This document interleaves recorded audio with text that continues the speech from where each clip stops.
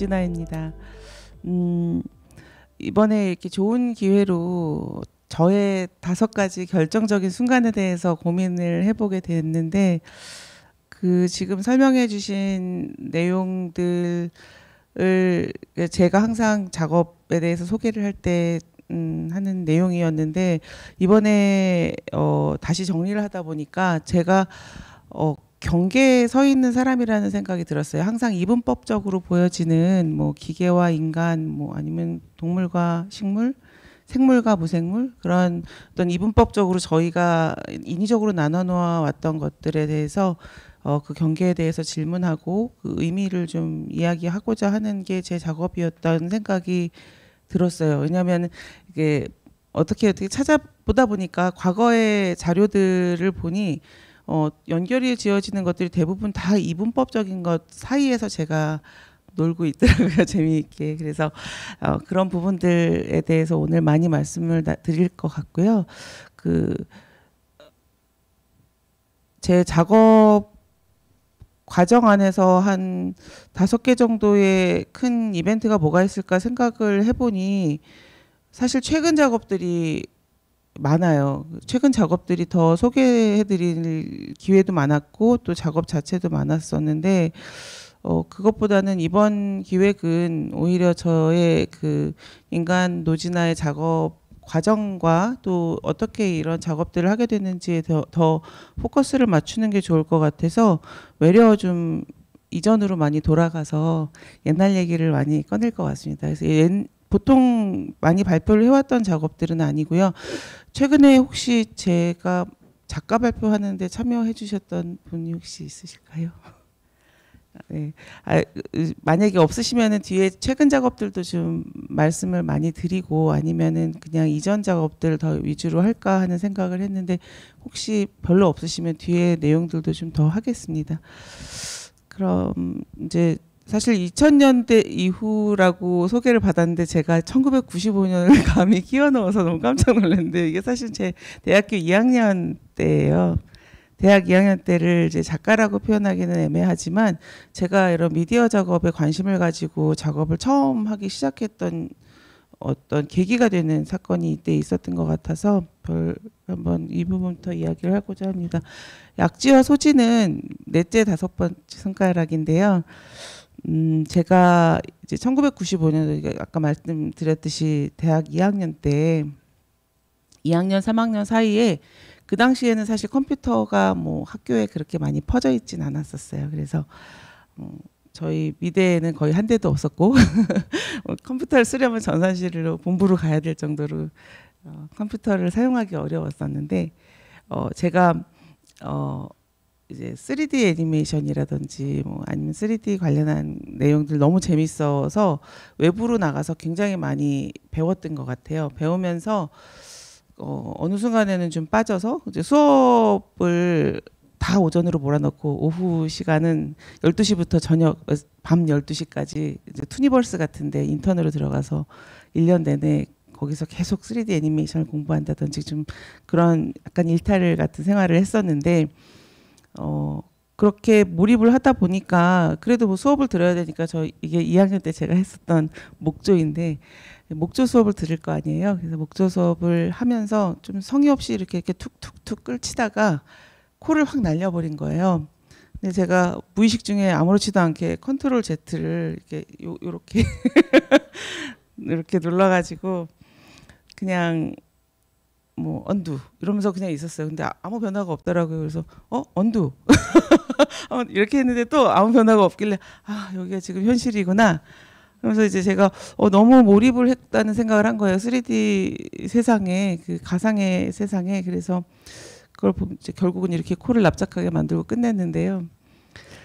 그래서 그 당시에는 사이버 스페이스라는 단어가 좀 많이 유행을 했었죠. 이제 지금은 오히려 많이 쓰지는 않는 것 같아요. 인터넷이라든지 뭐 다른 언어들이 더 많이 쓰이는 것 같은데, 사이버 스페이스와 피지컬 세상 안에서 이제 제가 많이 헷갈리고 있다는 생각을 했고, 그 사이버 스페이스가 이제 뭔가 이 끝없이 정보를 주는 인공 공간이고, 또 컴퓨터랑 인간 사이의 궁극의 공간이잖아요. 실제 공간 간에 어떤 관계가 있는가에 대해서 제가 그때부터 좀 고민을 하기 시작을 했던 것 같아요.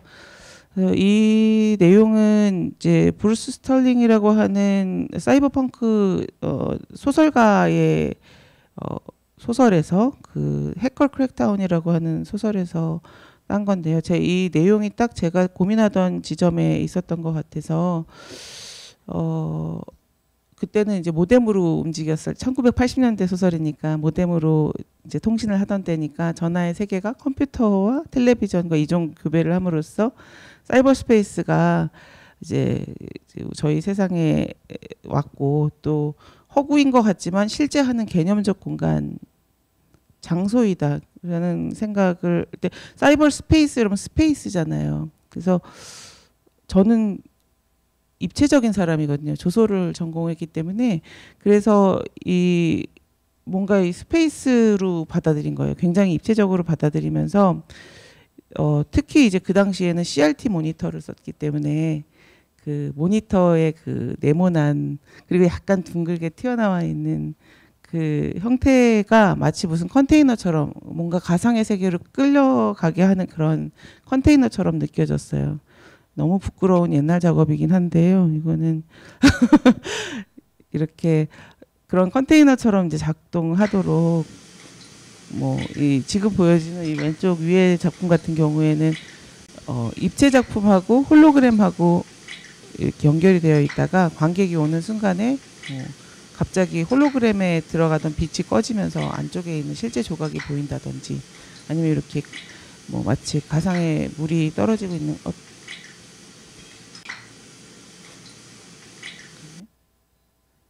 네, 뭔가 이상한, 네, 그런 식의 작업들을 했던 것 같아요. 네, 그런 작업들 사실 여러 가지를 했었고요. 그러다가 또 제가 이 공간 사이버 스페이스라는 데 더 몰입을 하게 됐던 계기가 있었는데, 이 당시에는 MSN 메신저를 많이 썼죠. 제가 지금 카톡처럼 많이 쓰이는 메신저였는데, 제가 이제 한메일과 MSN 메신저로 보통 이제 소통을 했죠. 한국에 있는 친구들하고 유학가 있는 시절에. 근데 저한테는 되게 오랜 친구가 있었어요. 그 고등학교 때부터 대학까지 쭉 친구였는데, 이 친구가 고등학교 때 이민을 가서 장장 한 8년 정도를 저랑 계속 뭐 손으로 쓴 편지로 주고받다가, 소식을 주고받다가 어느 순간부터는 메신저나 한메일을 활용해서 대화를 하게 됐었어요. 그래서 그렇게 대화를 하던 와중에 제가 또 유학을 왔어요. 이 친구는 또 갑자기 취업을 해서 한국으로 돌아가고, 그래서 한 번도 못 만난 거예요. 한 번도 못 만나다가 딱 중간에 한 번만 보고 인사하고 또 다시 저희는 또 헤어져서 거의 그냥 사이버 친구 같았어요. 너무 오랜 시간을 그렇게 가상의 친구처럼 지냈기 때문에 이 친구, 근데 이제 저한테 갑자기 이 친구의 부고가 들린 거예요. 그래서 전 너무 충격을 받긴 했는데, 사실은 저한테 아무런 생활의 변화가 없었거든요. 그냥 이 친구는 계속 이제 그 공간 안에 살고 있을 것 같고, 저는 그냥 끊임없이 편지를 보냈고, 근데 보내도 답은 없었죠. 옛날과 달리 달라진 거는 답은 없었던 건데, 저는 되게 위안이 됐거든요. 그 공간이 있다는 게. 그래서 계속 편지를 보냈고, 보내다가 한 뭐 1, 2년 지났겠죠. 이제 계정이 클로즈 됐다면서 이제 메일이 돌아온 날이 있었어요. 근데 그날에서야 제가 정말 너무 슬픈, 막 가슴이 무너지는 마음이 느껴지더라고요. 이 친구와의 공간이 없어졌다라는 느낌. 그래서 그거에 대한 작업을 한번 했었는데, 제가 자료가 하나도 없더라고요. 옛날 자료들이 사실은 꽤 없어져서, 특히 이렇게 실행 파일로 작업했던 것들은 지금은 이제 기록이 아예 없는 게 너무 많아요. 그리고 많이 시스템이 바뀌었다 보니까 이제 더 이상은 플레이가 되지 않는 경우들도 많고, 그래서 이 작업 같은 경우에는 저의 바탕화면과 똑같은 화면을 만들어 놓고 메신저에 제가 이 친구한테 말을 걸면 이 친구가 답을 해주는 거예요. 그래서 그 대화가 계속 이루어질 수 있는 그런 걸 만들고, 이 친구를 거기 평생 살도록 만들고 싶었던 게 제 꿈이었던 것 같은데, 그때가 아마 이런 작업들에서부터 제 지금의 대화하는 작업들이 좀 연결이 되는 게 아닌가라는 생각이 들어요. 그래서 여전히 이제 공간에 대한 이야기인데요. 그때 한 2002년 정도에 뉴스가 나왔던 게 뭐 한참 뭐 사이버 게임 같은 것들에 좀 중독이 된 학생들이 뭔가 이런 좀비 게임 같은 거 한참 유행하고 뭐 아니면 뭐 이렇게 좀 사격 게임이나 뭐 죽이는 게임 같은 것들이 많았을 때 이게 마치 뭐 게임처럼 동생 한번 죽여보고 싶었어요 하면서 죽이는 사건 같은 게 있었어요. 그래서 그 저의 이 요거와 비슷한 것처럼 느껴진 거죠. 약간 현실하고 구분이 안 되고 현실에서 느꼈던 것들, 그러니까 그 디지털 공간에서 느꼈던 쾌감 같은 거를 현실에서도 느낄 수 있는지 실험해 보고자 하는 너무 무모한 생각 같은 것이잖아요. 그래서 게임을 만들었어요. 그래서 이쪽 방에서 저희가 다 만들어서 이제 놓은 시스템으로 이제 동전도 넣고 총도 쏘고 상대방 뭐 이렇게 퍼포머들의 그 움직임들 보면서 총을 쏘는데 바로 옆방에서 퍼포머들이 자기가 맞는 걸 보면서 연기를 하는 거예요. 연기를 하다가 뭐 이쪽 방으로 뛰쳐나와가지고 무슨 브레이트 소격국가처럼 확 이렇게 놀리기도 하고 또 다시 또 옆방으로 다시 들어가가지고 연기를 하기도 하고 뭐 꼭 그 룰에 맞춰 죽을 필요도 없고 뭔가 이렇게 좀 관객이랑 같은 공간 안에 있으면서 같은 공간이 아닌 것처럼 내가 쏘고 있는 사람이 도대체 누구니? 라는 개념으로 작업을 했었는데 이제 기금을 따가지고 친구들을 모아서 재미있게 작업을 했었던 거예요.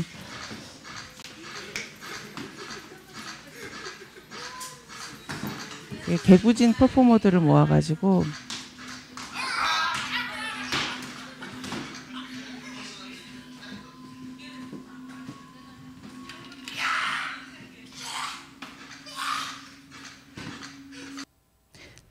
너무 길어지니까 이제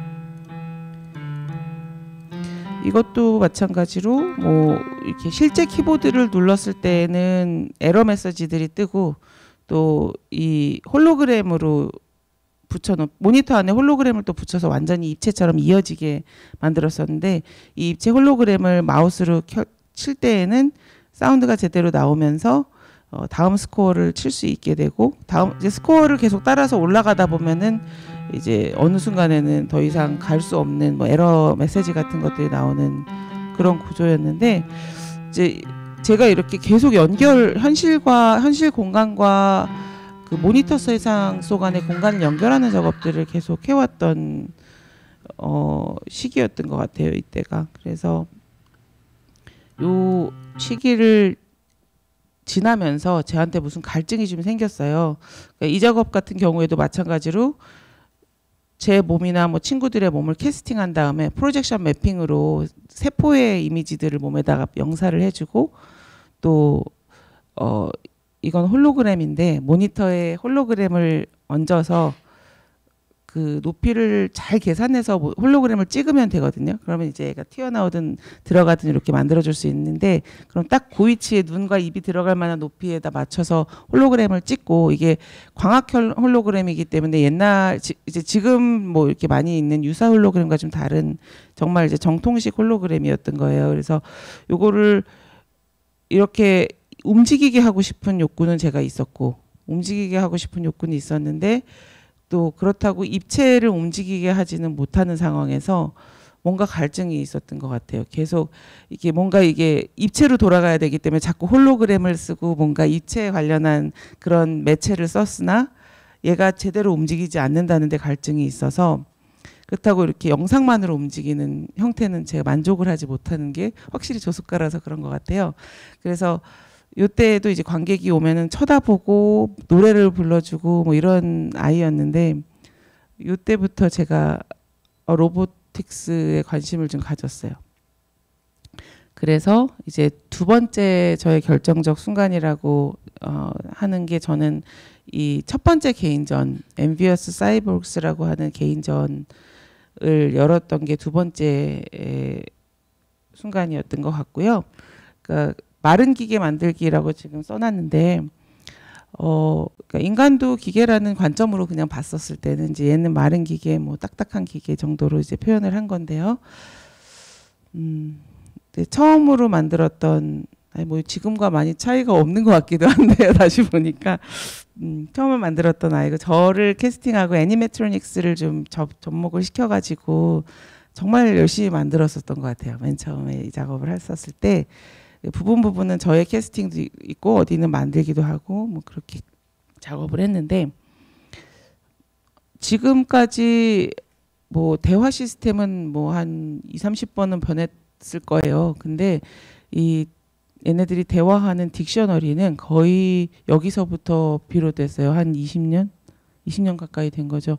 여기서부터 계속 축적이 되고 이제 캐릭터들마다 다른 성향들을 위에 추가를 해서 만들어 왔기 때문에 거의 모든 아이들의 전신이 되는 이제 로봇이라고 생각이 됩니다.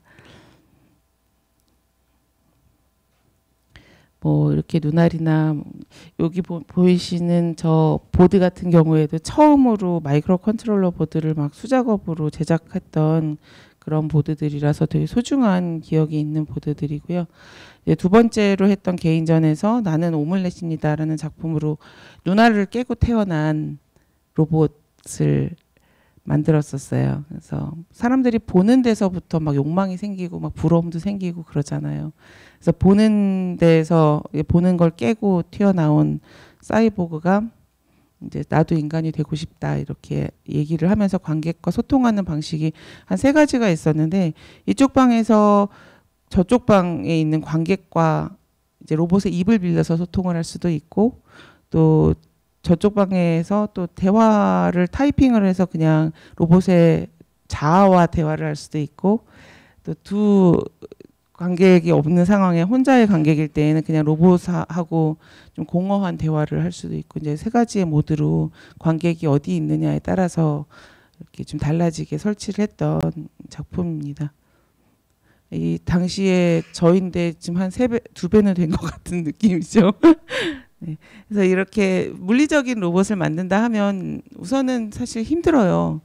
캐스팅부터 시작해서 모델링을 할 때도 있고 캐스팅을 할 때도 있는데 너무 미안해서 제가 얼굴은 가렸습니다. 그래서 좀 제가 좀 사악한 얼굴로 앉아 있다고 사람들이 그러더라고요. 네. 그래서 이제 이때는 저 아까 보셨던 이 작업의 캐스팅이었었고요. 그리고 사실 지금까지 보셨던 작품은 다 소실되고 없어요. 그 불에 한번 불이 크게 나서 다 없어졌어요. 그래서 이 대화하는 로봇을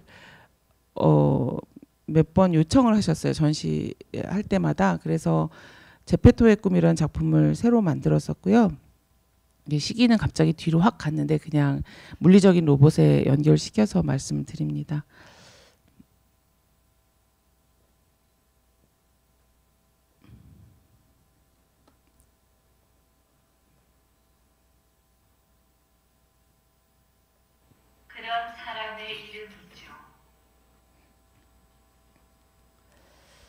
그래서 저희가 제페토가 아닌가, 그러니까 인간 아이를 만들고 싶어 하고, 그러니까 인간 아이를 만들어서 직접 이제 저희 아이를 키우고 싶어 하는 제페토가 아닌가 싶었고, 그렇게 탄생한 아이와 같이 미래를 꿈꾸고 있다면 같이 우리가 살아나가는 미래는 정말 우리가 행복할까 이런 질문을 담은 작품이었었어요.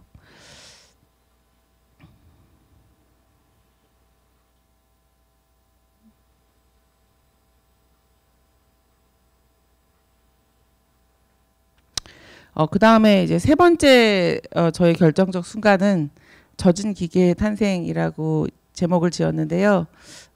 제가 아기를 낳았습니다. 그 바로 직전에와 사실 1년밖에는 차이가 안 나는데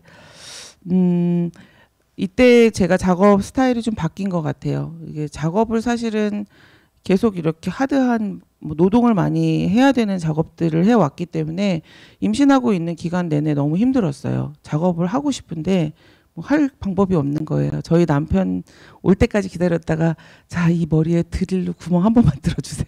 왜냐면 계속 제가 쓴 재료들이 너무 해로웠거든요. 다 이게 뭐 폴리라든지 뭐 이런 것들 캐스팅하는 것도 너무 해롭고 그래서 차마 그렇게는 못하겠어서 최대한 안전한 재료를 쓰려고 노력은 했지만 뭐 구멍 뚫고 이런 것들이 있으면 아주 정말 미미한 거라도 기다렸다가 하고 이제 그런 시간을 겪으면서 아, 나는 이렇게 힘들게 아기를 낳는데 플라나리아는 좋겠다. 뚝 자르면 두 마리가 될 수 있고 뭐 이런 식의 생각을 했던 것 같아요. 근데 정말 뭐 잔인한 생각을 해서 이런 작업을 했던 건 아닌데 정말 많은 욕을 먹었습니다. 왜냐면 제가 이게 막달에 거의 배가 이만한 상태로 개인전을 열었는데 그 자리에 앉아 있는데 모든 분들이 다 경악을 금치 못한 거예요. 사진이 걸려 있는데 사진에서는 인형을 자르고 있고 뭐 인형을 막 머리가 이렇게 내장이 다 나와 있는 것처럼 막 전선이 나와 있고 이러니까 다들 아주 경악을 금치 못하고 어떤 분은 뒤로 조용히 오셔가지고 제 손을 꼭 잡으시더니 세대 그런 생각하시면 안 돼요. 그러셨어요. 그래서 아, 저 나쁜 생각은 하나도 없었는데 어떻게 이렇게 보일 수도 있구나 해서 많이 고민을 했어요. 정말 작업의 방향에 대해서도 고민을 하고 이게 보여지는 방법에 대해서도 고민을 좀 했는데 뭐 이후의 작업은 조금 더 호러로 간 경향이 있지만 이제 제 의도는 사실 그런 건 아니었다라는 말씀을 드리고 싶고요.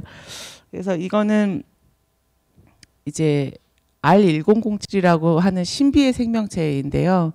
인형 로봇인데 이게 여러 마리가 모이면 어떤 생물체의 줄기세포도 될 수 있고 또 기계적으로 조립하고 만들어서 생명체를 개수를 늘릴 수도 있지만 또 플라나리아처럼 자르면 또 개체 번식을 할 수도 있고 뭐 이런 좀 특이한 아이인 것처럼 모큐멘터리를 같이 제작을 했었어요. 근데 옛날에는 사실은 좀 창피했거든요, 이 모큐멘터리가. 왜냐면 제가 굉장히 빠른 시간 안에 이제 내용만 전달하려고 만들었어서 좀 창피하다고 느꼈었는데 다시 보니까 너무 재밌는 거예요. 그래서 우선은 시간이 조금 늦어져도 된다고 하셔서 보여드립니다. 너무 다 보여드리긴 좀 그러니까. HD 3090은 기어다니거나 서서 머리와 몸을 흔드는 등의 동작을 하며 갖가지 시끄러운 소리를 내거나 주변의 소리나 동작을 인식하는 기능이 있다. 하지만 HD 3090은 너무나 시끄럽기 때문에 시끄러운 소리와 주변 인식 기능을 제거한 새로운 모델인 R1007을 제작하였다. 그 외의 기능은 모두 같으므로 R1007은 HD 3090의 증식을 위한 실험에는 최적의 조건을 갖춘 종자라고 할 수 있겠다.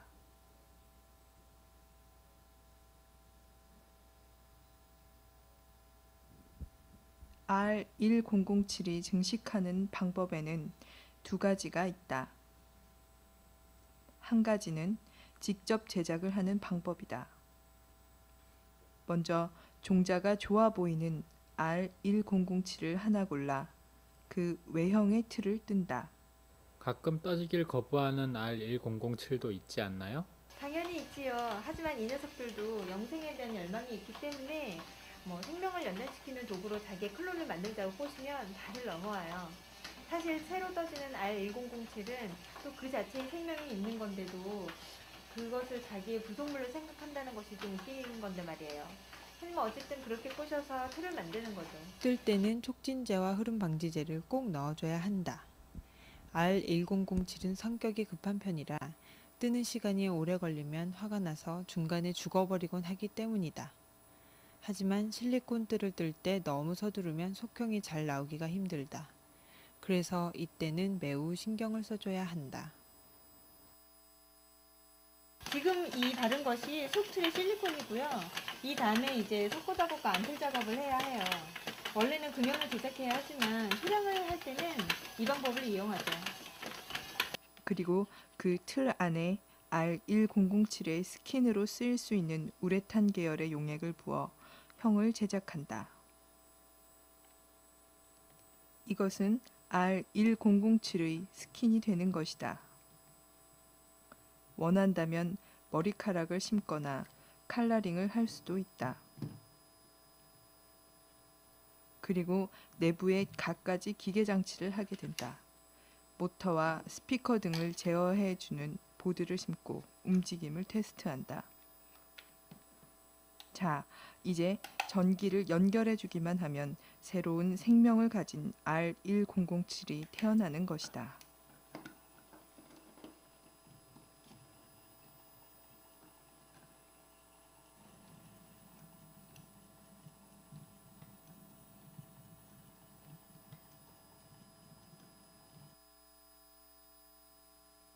또 다른 방법은 바로 이분법이다. R1007은 재생 능력이 탁월하기 때문에 잘려진 부위가 다시 재생하여 또 다른 개체가 되는 방법으로 증식할 수 있다. 이분법으로 개체를 증식하는 방법은 쉽다. 그냥 R1007을 눕히고 반을 자르면 된다. 인간도 곧 이런 재생 능력을 갖추게 될 수 있을 것이다. 하지만 아직까지 생명체를 자르는 것이 어색하다 싶으면 잠시 전원을 끄고 잘라준 후에 전원을 켜줘도 좋다. 잘리는 것이 아픈지 R1007에게 질문해 보았다. 아프냐고? 난 전혀 아프지 않거든. 아픔이란 것은 잘리면 복구가 되지 않는 너희 인간에게나 필요한 감각이야. 그렇게 반으로 나뉜 R1007을 조용하고 어두운 곳에 밀폐하여 한 일주일간 보관해 둔다. 예, 이상하죠? 아파하지는 않더구만요. 예. 어쨌든 이 기계들은 마치 그 플라나리아처럼 몇 조각을 내도 다시 또 같은 모습으로 재생하는 것을 보면은 정말 신기합니다. 예. 그 과정을 보고 싶은데 이상하게도 분화되는 과정을 밝은 데에서 사람이 보면은 제대로 재생하지 않습니다. 예. 그리고 이때 습기가 있어도 안 되는 것 같아요. 아시다시피 얘네들은 기계도 가지고 있기 때문에 최적의 조건을 만들어 주지 않으면 안 되는 것 같습니다. 일주일 뒤 배양기를 열어보면 잘려있던 두 조각이 새로운 두 개체로 재생되었음을 확인할 수 있다. 이런 방법으로 기형을 생산해낼 수도 있다. R1007의 머리 부분을 반으로 쪼개고 같은 방법으로 보관하면 일주일 뒤 머리가 두 개인 R1007을 보게 될 수 있다.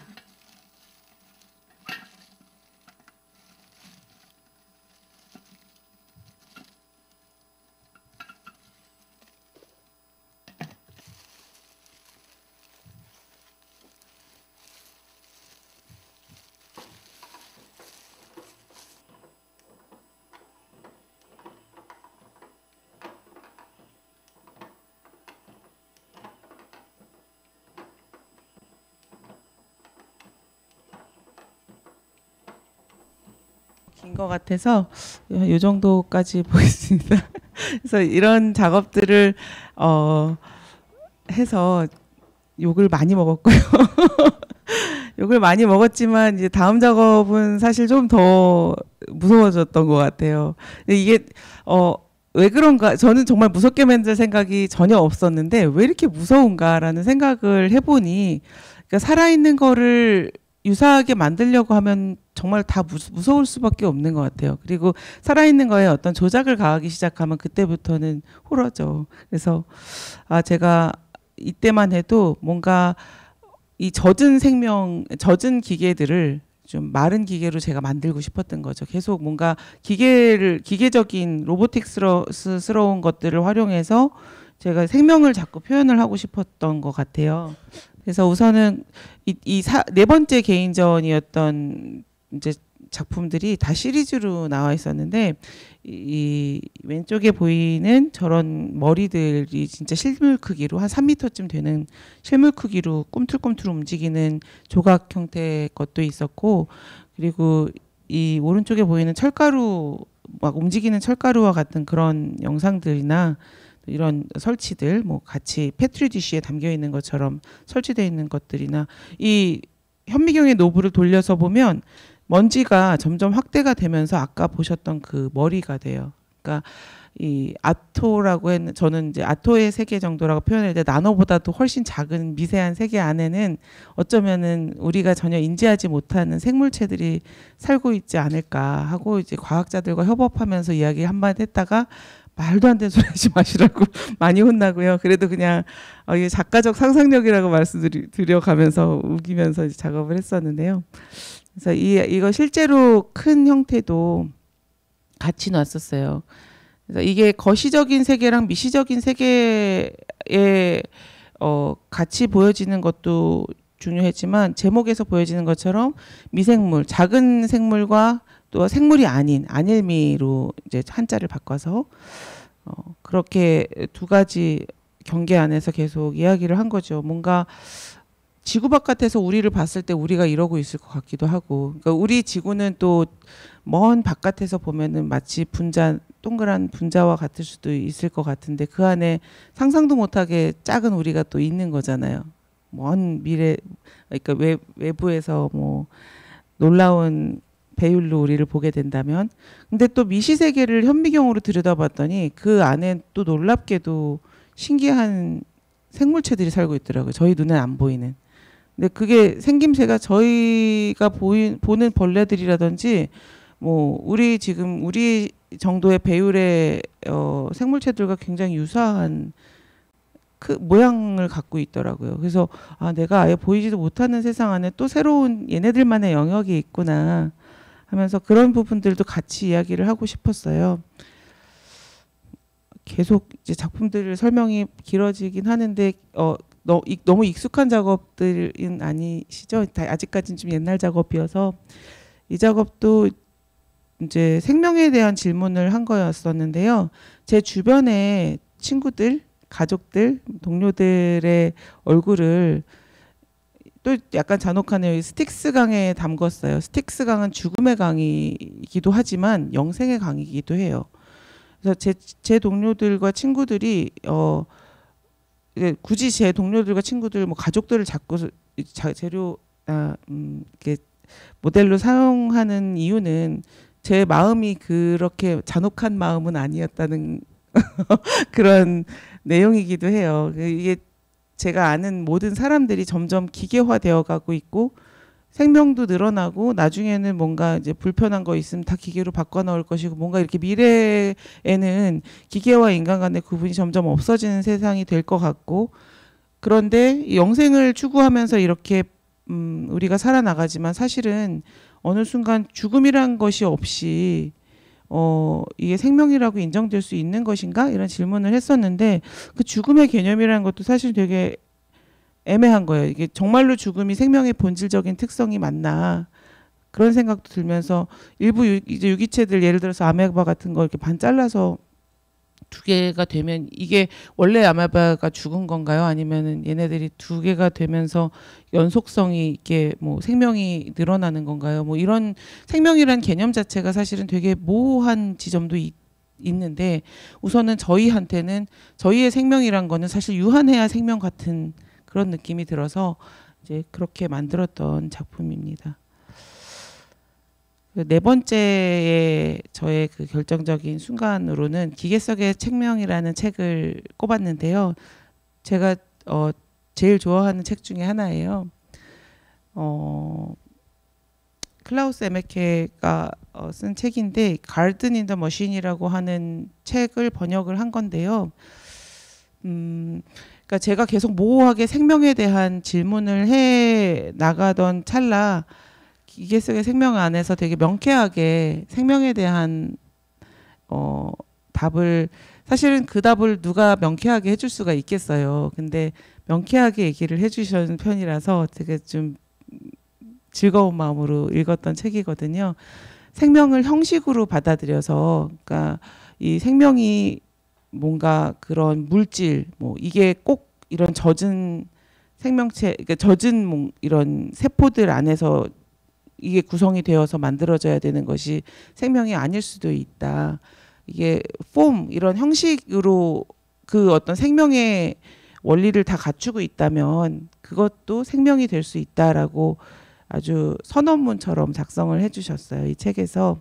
그래서 뭐 성장하거나 증식하거나 자기 유지를 하거나 뭐 자기 조절을 하거나 그리고 뭐 에너지나 양분이 필요한 등등의 어떤 논리들을 가지고 뭐 컴퓨터 바이러스라든지 뭐 여러 가지 우리가 생명이 아니라고 생각했던 거 혹은 인공 생명 저희가 만들어내고 있는 인공 생명 같은 것들도 생명의 범주에 집어넣을 수 있지 않는가라는 이야기를 이 책에서 하고 제가 만들어내는 이 기계들도 진짜 사람다워져서 저희랑 소통하고 저희가 얘네들과의 구분에 대해서 개의치 않아지는 순간이 온다면 어떤 지점에서 얘네가 생명이 아니라고 할 수 있을까라고 질문할 수 있는 어떤 근거처럼 저한테 좀 보여졌던 책이에요. 그래서 이때도 좀 이렇게 좀 생명체 같은 형태의 그 영상 베이스의 작업들을 좀 하기 시작을 했어요. 왜냐하면 지금 인공생명이라는 주제로 책을 읽고 감명을 받아서 그때부터는 인공생명 관련해 가지고 이것저것 연구를 하다 보니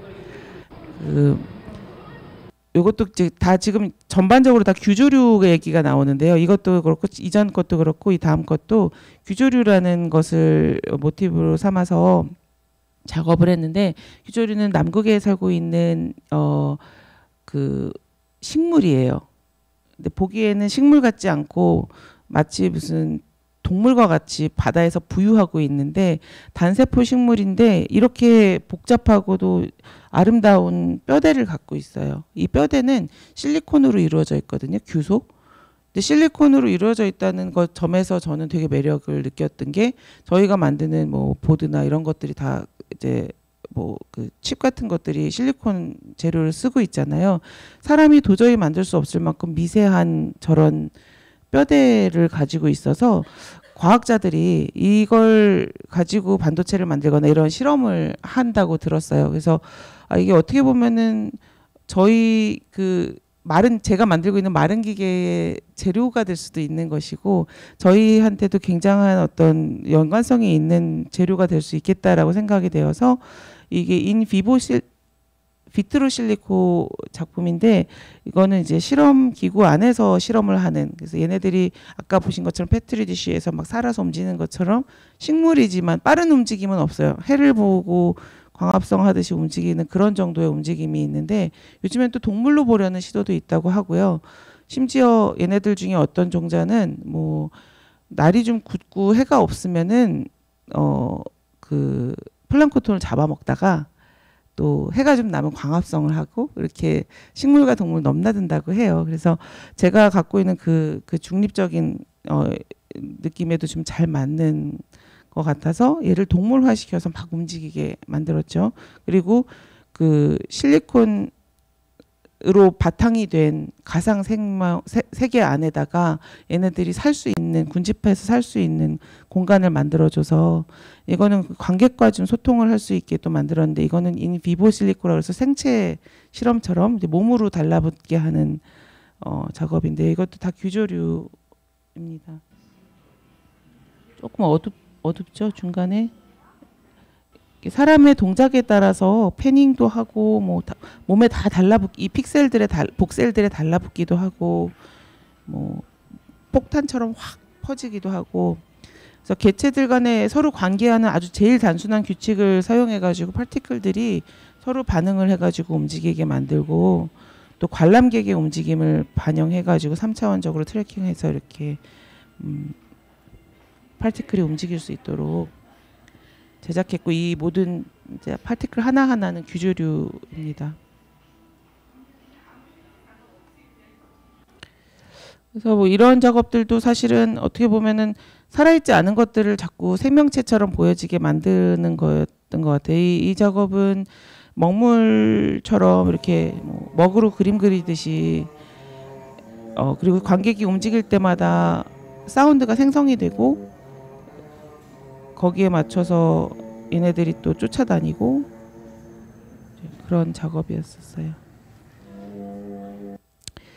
조금 이제 연관성이 없어졌었긴 했는데 제가 여기까지 작업들을 해오면서 역시 저는 아무리 봐도 정말 신체성이 이제 물론 이런 인터랙티브 작업들도 신체성이 굉장히 반영이 된 작업이지만 진짜 물리적 형상으로서의 신체성이 저한테는 중요하더라고요. 계속 작업이 이렇게 로보틱스로 나오는 과정이 사실 너무 힘들어서 이런 작업들도 같이 병행을 막 해보고 싶었지만 어느 순간에 또 제가 자꾸 찾게 되는 건 확실히 이런 로보틱스 작업들이었던 것 같아요. 그래서 이 다음에 이제 표면의 확장이라는 2019년에 이제 개인전을 하면서 그 이후 거를 5번째라고 지금 표현을 했는데 사실은 그 이후의 작업들이 최근 들어서 제가 다니면서 많이 이렇게 강연을 하거나 이럴 때도 이 작업들을 주로 얘기를 해요. 사실 4번째까지 작업들은 안 보셨던 작업들도 많을 거라고 생각을 합니다. 그래서 이후의 작업들은 또 갑자기 얘를 하나로 묶으려니까 좀 섭섭하더라고요. 그래서 3가지 정도로 키워드를 또 나눠봤어요. 이게 무슨 논문도 아니고 이렇게까지 많이 나누면 안 될 것 같았는데 우선은 나눠봤어요. 그래서 인간과 기계의 공진화, 뭐 제가 많이 얘기를 하는 부분인데요. 브루스 매즐리시의 공진화를 제가 많이 얘기하는 이유는 제가 생명에 대한 관심이 많고, 그러니까 이 단순히 이 4번째 공진화뿐만이 아니라 1, 2, 3의 공진화에도 너무 많이 그러니까 공진화가 1, 2, 3의 그 불연속에 대해서도 많이 공감을 하기 때문에 이 브루스 매즐리시의 공진화를 특히 항상 들고 다니면서 얘기를 해요. 그래서 우리가 이제 기계 장치는 우리가 만들었고 그냥 우리가 알기로 뻔한 것이기 때문에 얘네는 생명이 아니야. 우리랑은 달라. 우리가 훨씬 우월해라는 생각을 했지만 지금은 조금 이때보다도 많이 시간이 지나기도 했고 약간은 우리가 모르는 변화가 생기기도 했죠. 우리가 더 이상 제어하지 못하는 부분들이 생기기도 했기 때문에 갑자기 불안감도 느끼고 괜히 이제 뭐 기계에 대한 반감이라든지 AI에 대한 반감 같은 것들이 요즘 많이 거론되는 것 같아요. 브루스 매즐리시가 그러니까 우리 인간들이 굉장히 오만하게 우리 인간이 가장 우월한 존재라고 생각해 오면서 계속 역사적으로 살아왔는데 4가지의 불연속 때문에 이 자존감이 무너지는 순간들이 있었다라고 얘기를 하면서 첫 번째가 이제 코페르니쿠스의 뒤에서 설명을 드리죠. 이제 코페르니쿠스와 다윈과 프로이드 그렇게 하고 4번째가 이제 기계와의 불연속을 이야기를 했는데요. 첫 번째 그 천동설에서 지동설로 가는 인간이 뭐 지구 중심 이제 지구는 우주 한가운데에서 이렇게 딱 있고 나머지 것들이 지구를 돌고 있다라고 생각했다가 그게 갑자기 지동설로 바뀌면서 사람들이 굉장히 충격을 받았고 두 번째는 이제 창조설이었다가 이제 진화론으로 우리는 만물의 영장이다 했다가 이제 어느 순간 또 저희가 진화된 어쩌면 우리의 조상이 물고기일지도 몰라 뭐 이런 생각을 하면서 갑자기 또 자존심에 스크래치가 생겼고 그 다음에 이성주의에서 무의식 이게 우리는 인간은 굉장히 이성적이야라고 했다가 이제 프로이드가 이제 우리의 무의식이 우리를 지배하고 있다는 이야기를 했었을 때 그때에도 사람들이 많은 충격을 받았다라고 했고 4번째 불연속이라고 했을 때에는 우리는 인간은 기계와 다르다. 인간은 훨씬 우월하다. 그런데 지금은 이제 어떻게 보면은 그 구분에 대해서 질문을 해야 될 때가 아닌가라는 거죠. 생명의 의미를 확장을 시키고 우리가 갖고 있는 우리가 정말 사실 기계뿐만이 아니잖아요. 정말 모든 것에 갖고 있는 이 우월하다는 착각에 대해서 좀 고민을 해봐야 된다라는 것이 사실 제가 굉장히 감명을 받았던 내용들이었던 것 같아요. 이 전반적인 내용들이 제가 계속 작업하면서 이야기하고자 했던 약간 제가 그러니까 식물도 동물도 굉장히 좋아하고 항상 그 어릴 때부터 지나다니는 동물 다 주워다가 키워서 매일 쫓겨나고 그랬던 애였다 보니까 그 이렇게 동물을 대하는 태도가 기본적으로 사람과 다르지 않았어요. 오히려 제 옆에 있는 동물이 제가 잘 모르는 사람보다 더 사실은 소중하게 느껴지는 게 우리잖아요. 근데 예전에는 그렇게 생각지 않았죠. 동물들을 대하는 태도 같은 것들도 그렇지 않았잖아요. 그래서 그런 이야기들을 같이 녹여서 작업에도 가끔씩 나오게 되던데요. 이제 그런 부분들이 같이 다루어져서 이 책을 제가 굉장히 좋아합니다. 이 가이아라는 작품은 몸 하반신은 핏줄처럼 보이지만 사실 나무로 이루어져 있고요. 상반신은 사람처럼 생겼어요. 그리고 기계이고 사람이 되고자 하는 기계. 그래서 나중에 생명체가 되어서 정말 뭐 여러분들과 함께 살고 싶다 뭐 이런 욕망을 갖고 있는 기계예요. 지금부터는 사실 제가 작업 소개하는데 오셨던 분들은 작업을 좀 많이 보신 작업들이 나올 것 같긴 한데요. 동화 속 피노키오가 착한 일을 하고 인간 아이가 된 것 같이 나도 당신이 인식의 틀만 바꾸면 하나의 생명체로 인정받을 수 있어. 문제는 당신과 나와의 거리 때문이지. 조금씩 좁혀지고 있는 바로 그 거리.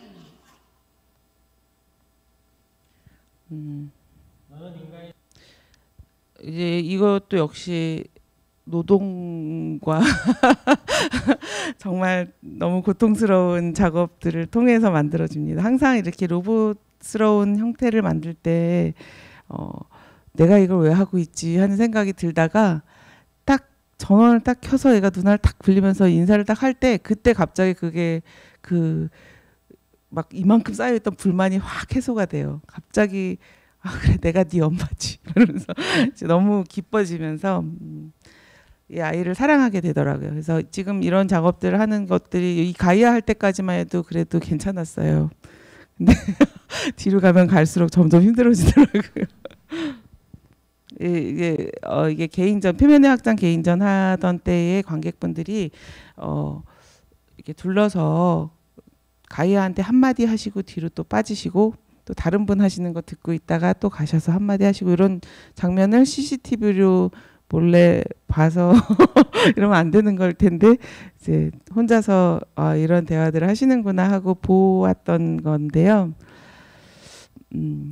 가이아를 이렇게 제가 만들 때만 해도 사실은 이제 가이아한테 이렇게 인간적으로 대해 주실 줄 몰랐어요, 관객분들이. 근데 이렇게 흉측하게 생겼음에도 불구하고 되게 예뻐해 주시더라고요. 대화를 하고 나서 어떤 분은 진짜 가이아를 이렇게 인간이 되게 하고 욕망을 심어놓고 작가가 양심도 없다고 저한테 와서 따지시는 분들도 있었어요.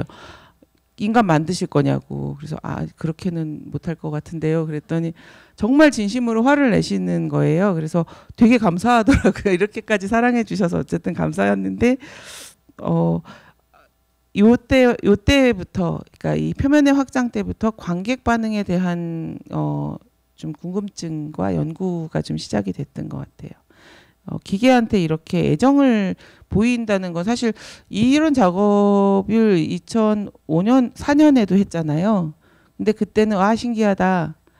인간 되면 좋겠네요. 그냥 그 정도의 반응들이었지 이렇게 저한테 화내시진 않으셨거든요. 진짜 진심으로 로봇이 이렇게 우리랑 동화될 수 있다라는 가능성 같은 걸 보여주시는 것이 그러니까 이게 뭐 가이아여서가 아니라 이제는 정말로 사람들이 기계를 대하는 태도가 이제 기계가 정말 기계 문명이 우리한테 정말 많이 스며들었구나를 반증해주는 그런 것 같아서 저는 이때부터 좀 재미있게 그 관객들과 소통하는 걸 좀 즐기기 시작을 했던 것 같아요. 그전에는 사실 조금 수줍어서 설치해놓고 싹 도망가서 절대 전시장에 잘 못 나타나고 그런 사람이었는데 전시장에 괜히 가 있어요. 요즘엔 괜히 가서 한 분 한 분 괜히 설명도 해드려 보고 관객분들이 하시는 대답이나 이렇게 뭔가 말 거는 거나 이런 것들을 보면서 관객분들이 어떤 생각을 하시고 쟤는 어떻게 대답을 하는 게 좋고 이런 것들에 대해 자꾸 연구하게 되더라고요.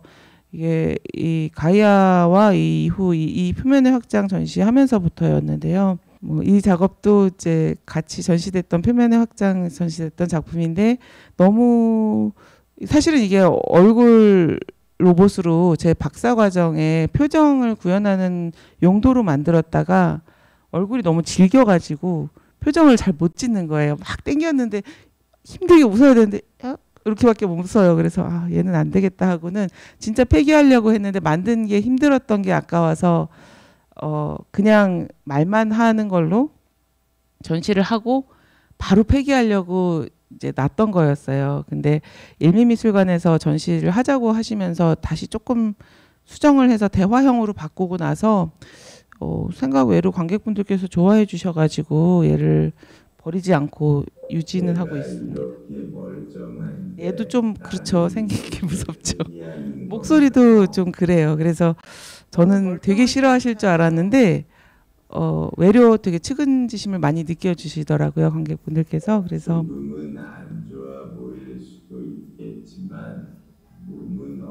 이게 폐기되는 로봇인데 기계가 죽는다는 건 그냥 폐기가 된다는 건데 얘도 자기도 죽고 싶다. 약간 이렇게 사람들이 자기가 죽는 거에 대해서 애도하고 자기도 이렇게 뭐 그냥 교체돼 버리는 존재가 아니고 싶다라고 얘기를 하는 아이예요. 살아있지 난 생명이 있어요.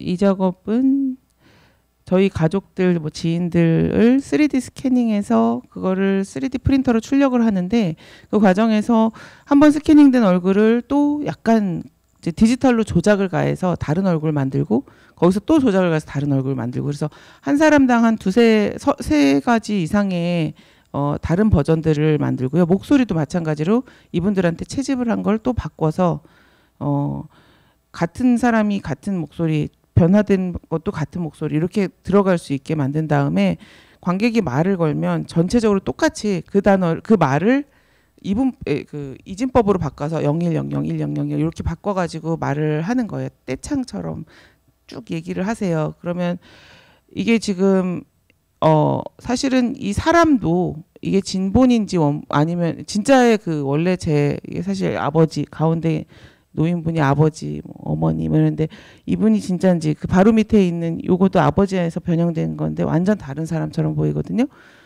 이게 진짜가 아닌지를 알 수 없는 상황이죠. 관객분들은 이게 어디서 진짜 어떤 것이 진짜이고 어떤 것이 진짜가 아닌지를 모르시는 상황인데 게다가 말하는 것도 내가 말한 걸 이진법으로 바꿔서 말한다고 하는데 이게 진짜인지 아닌지도 모르시는 상황이 되는 거예요. 그래서 이게 디지털 세상 안에서 원본과 진본, 원본도 없고 사실 복제본도 뭔지도 모르는 상황에서 굉장히 폭력적으로 막 퍼져나가잖아요. 그런데 이 어느 순간에 다수가 되는 순간 굉장히 폭력적이 될 수 있잖아요. 그래서 그런 이야기를 하고 싶어서 만든 작업이었어요.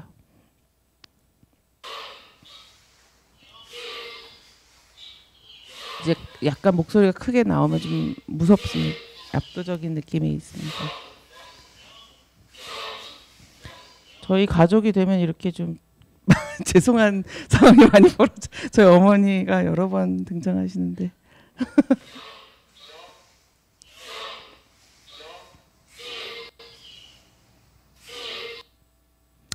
그리고 이제 감정의 구현을 또 다른 키워드로 생각을 해볼 수 있을 것 같아요. 감정이라는 게 이것도 우리가 배워서 만든 거 아닌가? 그러니까 기계들이 무의식 중을 계속 받아들였을 때 말도 우리처럼 해내는 것처럼 감정이란 것도 자꾸 학습해서 만들어진 거 아닌가? 이런 이야기를 해보고 싶어서 그 기계 엄마를 만들면서 했던 내용인데 만들어졌는데 저희가 이제 인지하지 못하는 이제 더 이상 우리가 이해하지 못하는 순간이 되면은 사실 거기서부터는 가짜 같지가 않아지는 순간이 되는 것 같아요. 저는. 그리고 현실이라는 것조차도 사실은 이게 지금 책상처럼 보이지만 이게 원자들의 조합이고 정말 이 현실이라고 말할 수 있는 것인가 진짜일까? 가짜라고 우리가 생각하는 건 가짜가 맞나? 그러면서 이제 우리가 가진 감정이나 우리의 생명이란 것도 같은 거 아닐까 이러면서 얘기를 해보고 싶었는데, 그러니까 신생아들도 계속 똑같은 동작을 계속 그 앞에서 하면 말도 모르고 그냥 쳐다보면 보고 있는 건데도 이거를 똑같은 동작을 한다고 해요. 그러니까 이게 뭔지 먼저 알고 탑다운으로 가는 게 아니라 정말 바텀부터 그냥 막 받아들이는 것들에 대해서 그냥 계속 무의식적으로 학습을 하게 되는 것처럼, 그러니까 로봇들도 자꾸 똑같은 어떤 상황에 어떤 것들을 계속 학습을 시키다 보면 어느 순간에 틀림없이 이제 저희가 구분할 수 없을 만큼 저희랑 소통할 수 있는 존재가 될 거라는 생각을 하고, 그 부분에 대해서 관객분들이 어떻게 생각하실까, 진짜 기계랑의 감정 소통이란 게 가능할까라는 질문을 하고 싶어서 전시장에 이제 저희 어머니를 만들어서 놓고 어머니가 표정을 따라하거나 따뜻한 말씀을 해주실 수 있게 그렇게 작업을 했었습니다. 그리고 또 물리적으로도 이렇게 복잡하게 계속 작업을 해야 되고 막 그럼에도 불구하고 저는 이런 입체로 된 작업들이 좋더라고요. 그래서 이렇게 슬픈 표정을 짓기도 하고 뭐 화난 표정을 짓기도 하고 웃기도 하고 이런 로봇이 너무 아무렇지도 않게 저희랑 정말 감정 소통을 잘하고, 영케니하다는 거는 어느 지점에서 조금 부족할 때 오잖아요. 완벽하게 저랑 뭐 소통이 되고 저를 진짜 위로해 주면은, 그렇다면은 이 존재들이 과연 로봇이다, 뭐 인간과는 다른 것이다 이렇게 이야기할 수 있을까, 그런 생각을 하면서 만들었던 것들입니다. 너무 길어져서 빨리빨리 넘길게요. 이제부터는 정말 만들기 어려웠어요. 덩치가 너무 커져서 3m 50이나 되는 뭐 큰 머리들이 대화를 하는 걸 만들기도 했고, 이제 이렇게 큰 머리를 만들었던 건 이렇게 무겁고 크고 힘든 살갗들 저도 만들기 정말 힘든데 왜 이렇게 인간형으로 만들까에 대한 질문을 하고 싶어서, 이렇게 로봇도 아니고 심지어 정말 키오스크처럼 생긴 모니터들끼리 막 대화를 하는데 아무도 모르셨을 텐데 사실 말 걸면 얘도 대답을 하는 애였거든요. 단 한 명도 말도 안 거시고 사실은 키오스크인가 봐 하고 전시 작품도 안 보시고 지나가시는 분들이 한 60%는 됐던 것 같아요. 잘 읽지도 않으시고 지나가시는 분들이 꽤 많았는데, 자기들이 인간형이 아니라서 얼마나 수모를 겪고 사는지에 대해서 대화를 하는 내용을 이제 얘가 얘기하면 얘가 대답하고 막 이래가면서 서로 대화를 해요. 대화를 하고 중간에 말 걸면 야 가만히 있어 봐봐 사람이 말 걸었어 이러면서 또 이제 자기 대답을 막 해요. 근데 모니터에 글씨가 써지는 거였었기 때문에 이제 티도 안 나고 관객분들도 모르시고 거의 그렇게 지나가셨던 거고, 이건 더 슬퍼요. 이거는 제가 정말 사랑하는, 아까도 보여드렸던 저 보드, 그러니까 하나하나가 더 저한테는 진짜 의미가 있는 보드들이고 저한테 의미가 있는 것들인데, 이것도 처음 만든 PCB 뭐 이런 여러 가지 것들을 같이 막 묶어서 다 넣어놓고 관객이 오시면은 이진법으로 말을 해요. 깜빡깜빡 안녕 반가워 말 좀 걸자 막 이러면서 얘기를 하는데 정군가 봐 이러고 그냥 가시거든요 다. 그래서 이게 사람을 담지 않았을 때, 그리고 저희와 소통하는 코드가 다를 때에 얘네가 얼마나 천대받아지지 이런 걸 이야기하면서 이제 결국은 사람형으로 만들어야지 우리와 소통이 잘 되는 건가 이런 생각을 했던 전시였어요. 이거는 이제 그 다음에 전시인데 완전히 백지부터 학습을 시키는 작품입니다. 그래서 아무 말도 못하다가 나중에 한 열흘 정도 배우고 나서는 좀 그래도 어느 정도 한 4마디 정도까지 이렇게 말을 이어나갈 더라고요. 아직도 거의 백지와 같은 상태이긴 한데요. 이제 얘의 시각에서 본 저희이고 이런 식으로 학습을 시킬 수 있는 거예요. 넌 뭐를 좋아하니? 그러면 딴소리 하죠. 어제 집에 갔었어. 이런 거는 사실 제가 막 전화 통화를 하거나 이랬을 때 주워 들은 말인데 막 나와요. 아무 말이나. 그러면 이제 넌 뭐를 좋아하니에 대해서는 이제 전 고양이를 좋아해요 라고 해야지 라고 얘를 가르치면 그 다음에 학습할게요. 전 고양이를 좋아해요. 넌 뭐를 좋아하니 하면 이제 그 말에는 딱 요 말을 할 수 있는 거예요. 넌 무슨 색을 좋아하니 그러면은 이제 뭐 고양이를 좋아해요 이런 식으로 얘기를 하죠. 그럼 노란색을 좋아해요라고 해야지. 그럼 학습할게요. 그래서 노란색을 좋아해요까지 할 수 있는데, 진짜 재밌는 거는 얘네가 동사를 연결시켜서 나름대로 챗봇으로 그 형태소 분석을 하니까 나름대로 비슷하게 말을 하려고 하더라고요. 그래서 더 학습이 조금 빨리 될 수 있는 부분들도 있는 것 같은데 저 노랗게 표시된 지점에서 저는 되게 재미를 느꼈고 동사에 더 집중해서 막 말을 들으려 이렇게 대답을 하려고 하고 뭐 처음에 배운 거 또 대답을 열심히 하려고 하고 뭐 처음에 와서 뭐 가르친 거 있으면 좀 다른 얘기 해도 될 것 같으면 자꾸 그걸 얘기한다든지 좀 진짜 생명체 같은 느낌이 들더라고요. 백지부터 가르치다 보니까. 그래서 이렇게 큰 머리들 또 최근에 많이 만들어서 전시를 했었고요. 이것도 다 로봇의 느낌이. 그리고 요즘엔 또 이렇게 메타휴먼으로 그 형체를 만드는 걸 좋아하지만 한번 이런 것도 해볼까 하고 제작도 해봤었어요. 이제 진짜 끝인데 너무 말을 많이 한 것 같아요. 요 영상까지 보고 마무리하겠습니다. 인간이 왜 되고 싶은데?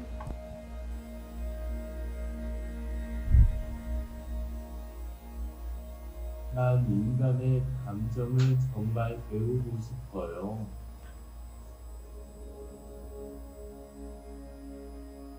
인간이 되면 뭐 할 건데?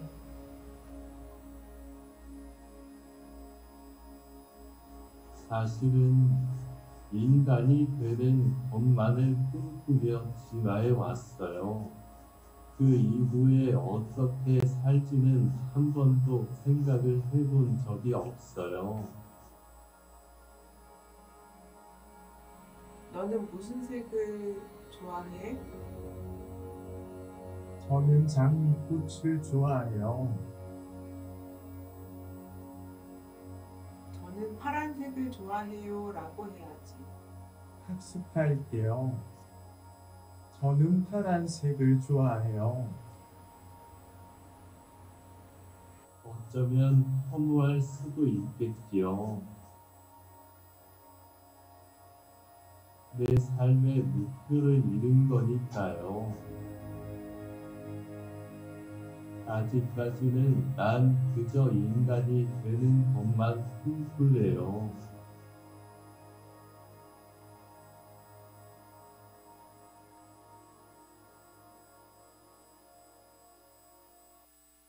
발표를 마무리하겠습니다.